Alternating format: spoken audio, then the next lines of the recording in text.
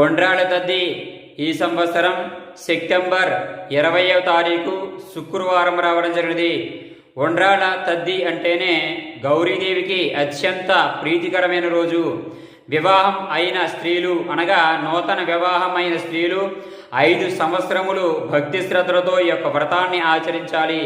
ఇలా ఆచరించడం ద్వారా చక్కని సంతానం కలగడమే కాకుండా భర్తకి సంపూర్ణ ఆయుష్ ఆరోగ్యాలు దీర్ఘ సుమంగళితత్వం వారికి లభిస్తుంది. వివాహమైన స్త్రీలంతా కూడా ఈ వ్రతాన్ని ఆచరించడం ద్వారా సంపూర్ణ మాంగళ్య గౌరీదేవి యొక్క అనుగ్రహం లభిస్తుంది. అంతేకాకుండా వివాహం కాని స్త్రీలు ఈ వ్రతాన్ని ఆచరిస్తే కనుక చక్కని భర్త లభిస్తాడు.